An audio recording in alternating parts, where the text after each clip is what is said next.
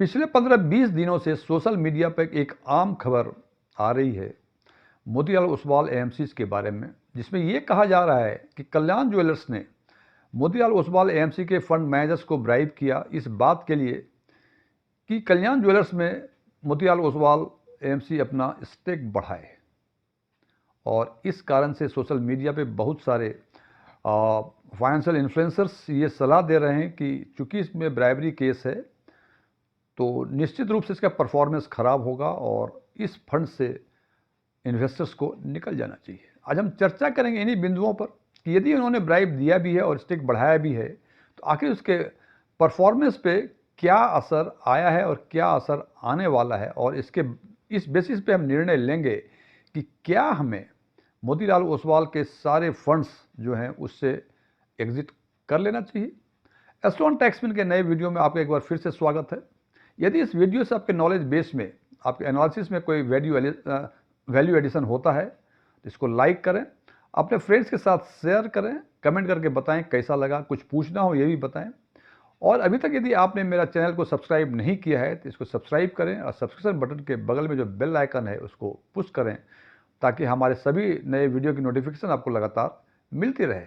मेरा नाम डीएम झा है। पहले हम चर्चा करते हैं कि आखिर देखें कि कल्याण ज्वेलर्स का कितना स्टेक है मोतीलाल ओसवाल एएमसी के पोर्टफोलियो में। तो जो इंपॉर्टेंट सेगमेंट्स हैं म्यूचुअल फंड्स के, large cap, mid cap, small cap और लार्ज एंड मिड कैप।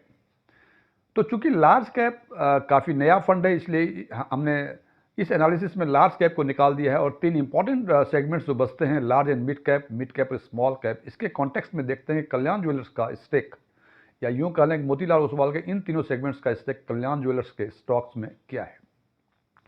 तो लार्ज एंड मिड कैप का एसेट अंडर मैनेजमेंट 9001 करोड़ के आसपास है और इसमें कल्याण ज्वेलर्स का स्टेक 4.88% है। यानी large and mid cap, Motilal Oswal large and mid cap का 439 करोड़ का स्टेक कल्याण ज्वेलर्स के स्टॉक्स में है। अब यदि बात करें मिड कैप की तो मिड कैप का एसेट अंडर मैनेजमेंट 26,421 करोड़ है और उसमें 9.64% स्टेक जो है वो कल्याण ज्वेलर्स में है। और यदि क्वांटिफाई करें इसको तो ये आता है 2,547 करोड़ के आसपास। और स्मॉल कैप का एसेट अंडर मैनेजमेंट 4,084 करोड़ है और इनका कोई भी स्टेक कल्याण ज्वेलर्स में नहीं है। इससे ये तो पता चलता है कि कल्याण ज्वेलर्स का मोतीलाल ओसवाल का एक्सपोजर कल्याण ज्वेलर्स में है। हो सकता है कि ये जो र्यूमर्स हैं उसके बाद इंक्रीज हुआ हो या कम हुआ हो, इसको हमने कंपेयर नहीं किया है। मैंने आज के स्टेटस के बारे में चर्चा की है। अब यदि इस कल्याण ज्वेलर्स के कॉन्टेक्स्ट में हम यदि देखें पिछले एक महीने का, चूँकि कल्याण ज्वेलर्स की कहानी पिछले 20-25 दिनों का ही है, तो यदि हम इसके मोतीलाल ओसवाल के इन तीनों सेगमेंट्स का यदि पिछले एक महीने का परफॉर्मेंस देखें तो हम देखते हैं कि लार्ज एंड मिड कैप ने पिछले एक महीने में -12.60% का रिटर्न दिया है, जबकि कैटेगरी एवरेज रिटर्न था -5.99%। यही बात यदि मिड कैप की करें तो मिड कैप में मोतीलाल ओसवाल ने 13.43% का नेगेटिव रिटर्न दिया है, जबकि कैटेगरी एवरेज रिटर्न -7.54% है। इसको देखने से एक बात तो लगता है, इट एपियर्स, कि मोतीलाल ओसवाल के जो different segments large and mid cap या स्मॉल कैप की बातें यदि कर रहे हैं, इसमें जो इम्पैक्ट आया हुआ है कल्याण ज्वेलर्स में एक्सपोजर के कारण कुछ ना कुछ इम्पैक्ट्स तो हैं। क्योंकि कल्याण ज्वेलर्स की शेयर प्राइस जनवरी के फर्स्ट वीक में करीब 788 रुपये थी, जो कि आज के दिन में करीब ये 478 रुपये के आसपास है। और ये हम देखें परसेंटेज के लिहाज से करीब 39-40% के आसपास ये पिछले 15-20 दिनों में ये शेयर घट गया। और यदि केवल इसी का केवल इम्पैक्ट होता तो मोतीलाल ओसवाल के जो लार्ज एंड मिड कैप जिसमें 12.6% है, मिड कैप में 13.43% का नेगेटिव रिटर्न है, इतना इम्पैक्ट नहीं होता, थोड़ा कम ही होता। बिकॉज एक्सपोजर जो है लार्ज एंड मिड कैप में 4.88% है, या यूँ कह लें क्वान्टिफाई यदि करें तो 439 करोड़ का exposure large and mid cap का है और मिड कैप का करीब 2,547 करोड़ का है। और इसमें यदि 40% का हम डाउन करें तो ये इतना कम नहीं होगा। इसका मतलब कुछ और भी फैक्टर्स हैं इनके परफॉर्मेंस पे इम्पैक्ट डाल रहे हैं। तो ये कहना कि ये एक महीने का परफॉर्मेंस जो खराब हुआ है केवल कल्याण ज्वेलर्स के कारण ही खराब हुआ है, ये मुझे उचित नहीं दिखता है। अब बात करते हैं इनके कुछ और फैक्टर्स की। जिसके बेसिस पे हम निर्णय लेंगे कि निर्णय लेने के पोजीशन में होंगे कि क्या हमें इस मोतीलाल ओसवाल के जो डिफरेंट फंड्स हैं उसमें हमको कंटिन्यू करना चाहिए, निकलना चाहिए या इन्वेस्ट करना चाहिए। अब बात करते हैं एक फैक्टर्स की जिसको कहते हैं market capture ratio. Market capture ratio दो तरह के होते हैं, अप मार्केट कैप्चर रेशियो और डाउन मार्केट कैप्चर रेशियो।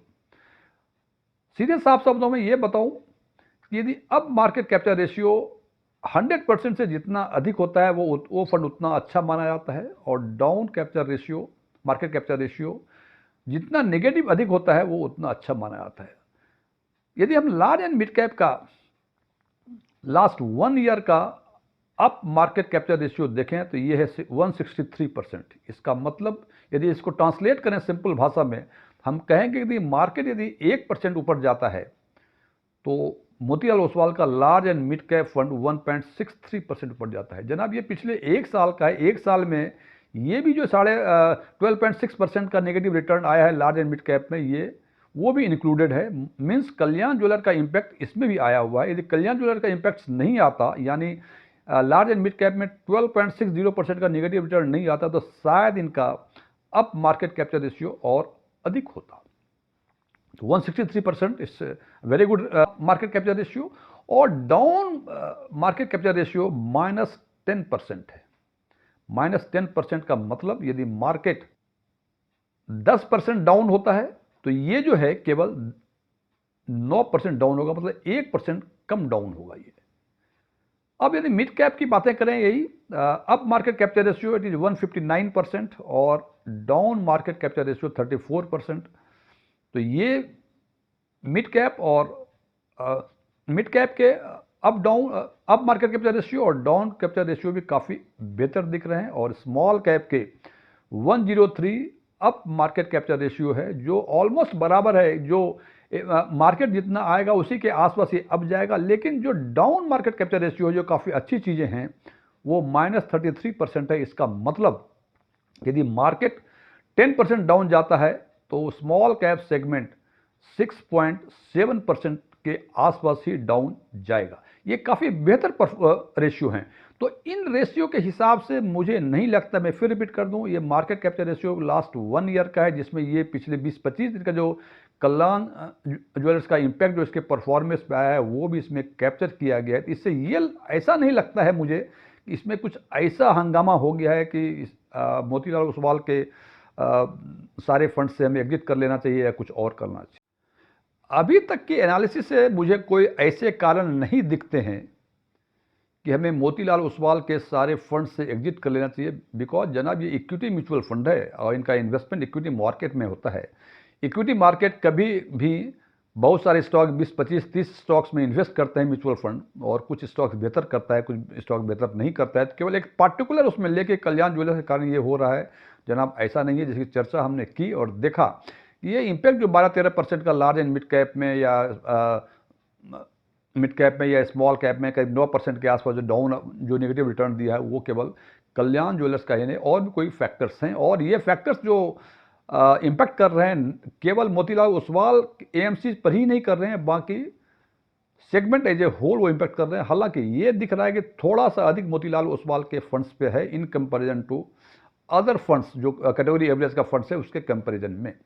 अब एक तो यहाँ तक ये इस एनालिसिस से हमें ये समझ में आता है कि निकलने का गुंजाइश, निकलने के बारे में हमें नहीं सोचना चाहिए, और वो भी पिछले 1 महीने 10 दिन या 20 दिन के परफॉर्मेंस के बेसिस पे यदि हम म्यूचुअल फंड में या इक्विटी मार्केट में हम इंटर करें और एग्जिट करें, फिर तो जनाब ये जो कहते हैं कि ये सट्टा बाजार है म्यूचुअल फंड या स्टॉक मार्केट, बिल्कुल इसी हिसाब से होता है कि आप सोचते हैं कि एक दिन में दोगुना हो जाए, 4 दिन में ये नीचे आ जाएगा। जनाब इस हिसाब से कभी नहीं होते। म्यूचुअल फंड में इन्वेस्टमेंट हमेशा लॉन्ग टर्म हॉरिजन के लिए होना चाहिए। सो ये फैक्टर तो नलीफाई हो गए कि कल्याण ज्वेलर्स के कारण ये खराब परफॉर्मेंस कर रहा है, और यदि खराब परफॉर्म कर भी रहा है तो निकलने की कोई नौबत इस म्यूचुअल फंड से नहीं है। अदरवाइज यदि आपको बेहतर फंड लगता है तो।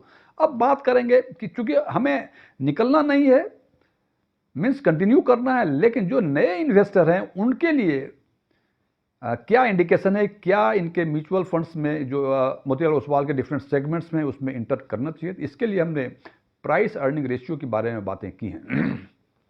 सबसे पहले बात करते हैं लार्ज एंड मिड कैप के मोतीलाल ओसवाल के लार्ज एंड मिड कैप के प्राइस अर्निंग रेशियो के बारे में, ये आज के दिन में 72.53 है, जबकि लार्ज एंड मिड कैप का एवरेज जो है वो 28.2 है। जनाब, एवरेज पी रेशियो जो लार्ज एंड मिड कैप का 28.2 और large and mid cap Motilal Oswal के लार्ज एंड मिड कैप का 72.53, ये करीब करीब 2.5 गुने 3 गुने के आसपास है। और ये 28.2 जो लार्ज एंड मिड कैप का एवरेज पी रेशियो है, ये पिछले 6 महीने में लोएस्ट है। तो ये तो कहना जो हम इसे कंक्लूड कर पा रहे हैं कि लार्ज एंड मिड कैप में इंटर करने का अभी कोई गुंजाइश नहीं दिख रहा है। बात करते हैं मिड कैप की।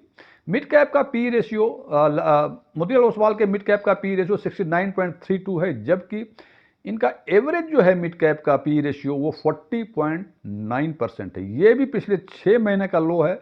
6 महीने के लो से मोतीलाल ओसवाल का मिड कैप का करीब 1.5 गुने से अधिक का पी रेशियो है। तो मोतीलाल ओसवाल के मिड कैप में भी इंटर करने का अभी कोई समय नहीं है। नए इन्वेस्टर इससे परहेज करें और बातें करें स्मॉल कैप की। स्मॉल कैप, मोतीलाल ओसवाल के स्मॉल कैप का पी रेशियो 44.63 है, जबकि कैटेगरी एवरेज इनका 31.9 है, 32% के आसपास है। ये भी हम देखते हैं करीब 1.5 गुने के आसपास मोतीलाल ओसवाल के स्मॉल कैप फंड का पी रेशियो है। और ये जो 31.9 स्मॉल कैप का एवरेज पी रेशियो है, ये पिछले 6 महीने में जितना एवरेज है उससे नीचे, हालांकि लोएस्ट तो नहीं है जो देखा आपने लार्ज एंड मिड कैप और मिड कैप में, ये पिछले 6 महीने के एवरेज से नीचे है। स्टिल हमें लगता है कि ये 1.5 गुना से अधिक है। तो इन तीनों ही सेगमेंट में मेरे ओपिनियन में एंट्री करने का समय अभी नहीं है, लेकिन जो ऑलरेडी इसमें इन्वेस्टेड हैं वो इस बेसिस पे इस पे एग्जिट ना करें कि कल्याण ज्वेलर्स का इम्पैक्ट है उनको, और कल्याण ज्वेलर्स वालों ने मोतीलाल ओसवाल एएमसी के फंड मैनेजर्स को ब्राइब किया है। इस ग्राउंड पे निकलने का कोई तुक नहीं बनता है, उसका इम्पैक्ट उतना मुझे नहीं दिख रहा है। हालांकि जैसे मैंने पहले चर्चा की, कैटेगरी एवरेज से थोड़ा सा अधिक नेगेटिव रिटर्न है, लेकिन जनाब ये नेगेटिव रिटर्न है, ये इक्विटी मार्केट है, कंपेयर करने से कोई ऊपर कोई नीचे तो होता ही रहता है, लेकिन कोई ऐसा सब्सटेंशियल नेगेटिव रिटर्न नहीं है। तो मेरे ओपिनियन में आप इसमें कंटिन्यू करें यदि इन्वेस्टेड हैं तो, और यदि आप चाहते हैं कि न्यू इन्वेस्टमेंट, तो आप इससे परहेज करें। हालांकि जैसे मैं बार बार कहता हूं कि ये मेरे पर्सनल ओपिनियन है, मेरे विचारों से सहमत होना कोई जरूरी नहीं है। हालांकि जो फिगर्स दिया है वो फैक्ट्स है, इंटरप्रिटेशन में भी डिफरेंट, आपका अलग हो सकता है, मेरा अलग हो सकता है, ये मेरे इंटरप्रिटेशन थे। लेकिन जब निर्णय लें आप फंड को शॉर्टलिस्ट करने में या ये करने में कि हमें इन्वेस्टमेंट करना चाहिए, अभी नहीं करना चाहिए, एग्जिट करना चाहिए, कंटिन्यू करना चाहिए, तो इन बातों का यदि ध्यान रखेंगे तो मैं समझता हूं कि शायद आपको फंड को शॉर्टलिस्ट करने में मदद मिलेगी और आप बेहतर फंड को शॉर्टलिस्ट कर पाएंगे, बेहतर डिसीजन ले पाएंगे। Thank you.